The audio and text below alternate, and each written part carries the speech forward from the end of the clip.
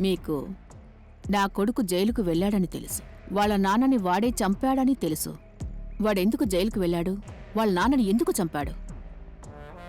అందుకు కారణం తెలుసా?